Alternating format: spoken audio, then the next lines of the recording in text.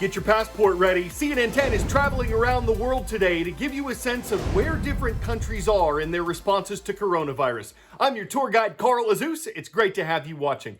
First stop is in South Korea, where schools were supposed to start reopening on Tuesday. Didn't happen, though. The government postponed those plans for another week after a flare-up of coronavirus cases in the nation's capital. They were linked to a number of nightclubs in a district of Seoul. Dozens of people who'd visited them got sick. Moving now to the United Kingdom. That country's been under lockdown for more than 6 weeks, and Prime Minister Boris Johnson has just laid out a plan to start reopening Britain. It's not going to happen fast. Starting Wednesday, people will be allowed to exercise outside again or relax on park benches. Workers are encouraged to continue doing their jobs from home, but if they can't, they are allowed to return to the office. On the European continent, coronavirus cases continue to decrease in Germany, so it continues to open up more places. Restaurants and cafes will welcome customers across Germany this week, but the country's Center for Disease Control says it's possible the virus could pick up speed again in its spread. And Prime Minister Angela Merkel says if there's another spike in cases, the lockdown could return. People in Spain still aren't allowed to travel across their country, but they are increasingly able to get out and about in their home regions. Churches, stores, and outdoor dining areas in about half the nation have begun reopening, though they have to limit the number of people who gather there.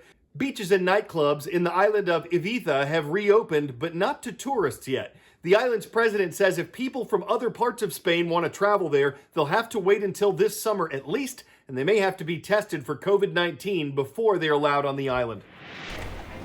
It is a strange contrast. As some cities in China are going on lockdown, you've got places like this. Shanghai Disneyland reopened. CNN getting rare access to what it took to pull this off.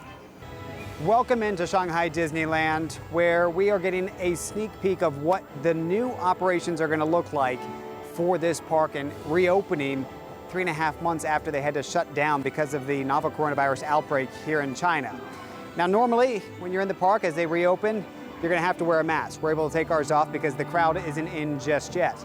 But as you can see, the preparations are underway. They've used this time to rethink how they're going to have people coming in safely, keeping that social distance, and avoiding any sort of contact, not only with each other, but also with cast members. So it's going to have things looking a little bit differently. I'm going to take you outside the park to show you how we got in with Senior Vice President of Operations, Andrew Bolsting.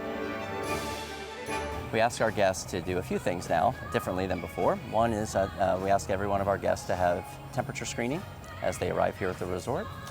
We also ask them to show their QR code, which is a Shanghai specific health code. We put a little more structured decaling and markers in place. So these are very clear.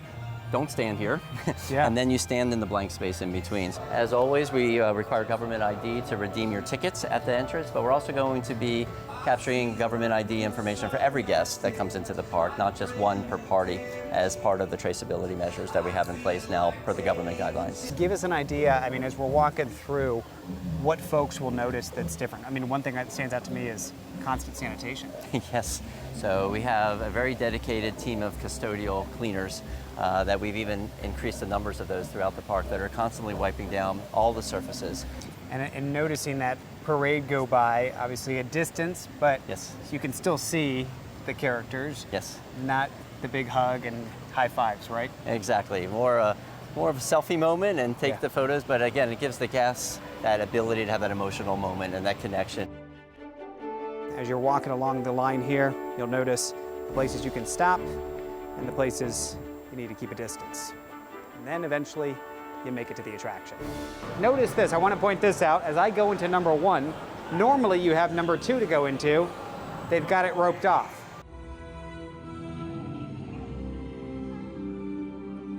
Stepping off the ride, the new normal. And they've got several more along the way out. Ask for the guest's understanding that for your health and safety, the table's unavailable. So basically we're asking the guests not to sit here, sit there, and again, it creates kind of that separation between all the different parties. Safe spacing even for the performances. This is one of the stages. Look here in the crowd. Pick a box. That's where you and your family unit will stand, keeping that distance. we'll be able to strike that right balance between the safety and health and confidence side, and then the magic that we're able to deliver every day. Do you feel in many ways that not only other parts of the company are looking here and other parks hopefully going to be reopening, but maybe even other companies saying, let me see how they're doing it, maybe this could help us reopen too? Everywhere's a little bit different though. There's different regulations, there's different environments, people are at different phases of the epidemic, but I think what we have can be a model, hopefully some inspiration for them, and they'll adapt it for what their local conditions are. Same thing with the other operators around the world. We communicate and we share. In this type of environment where we want to focus on safety and health, that's an area we all share together. Decided to end our day in Tomorrowland. The reality is the future is uncertain, not only here in China, but across much of the world. And places like this, while they operate a bit differently than we're used to, you wear the face masks, you got to keep that social distance, you still find it to be an escape from the noise of the rest of the world and a place to soak in the joy. David Culver, CNN, Shanghai Disneyland. 10-second trivia. What is the largest living lizard in the world? Marine iguana, monitor lizard, Komodo dragon, or Gila monster? Don't you know it's the Komodo dragon, which can grow to a length of 10 feet and a weight of 300 pounds. What is it? It's a velociraptor.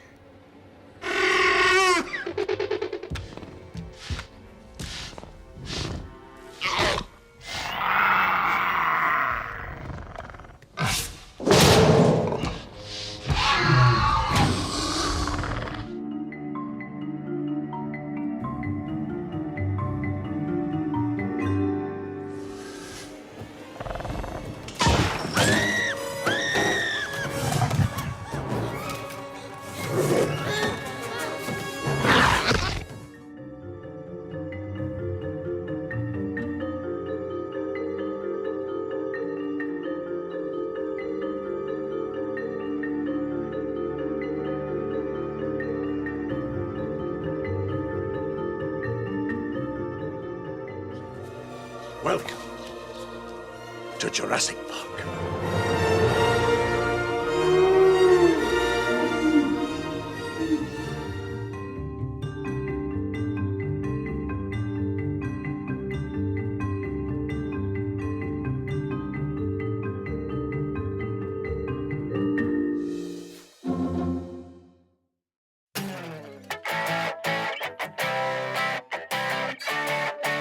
Okay, on first glance, this is weird.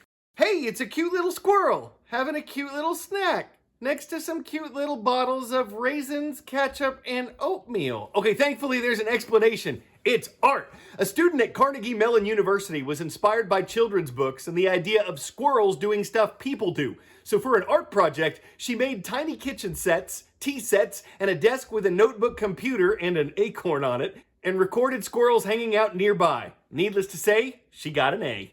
Now, critics might say it was a little nutty, maybe a little too acorny, maybe a little too tree to life, but if you had gathered that much talent, wouldn't you want to show people and not squirrel it away? Beatrix Potter called, and she says you should share it with the whole wide squirrel. I'm Carl Azus. Monterrico Christian School is watching today from Peru. Hello to all of our viewers in Lima. That's a wrap for CNN.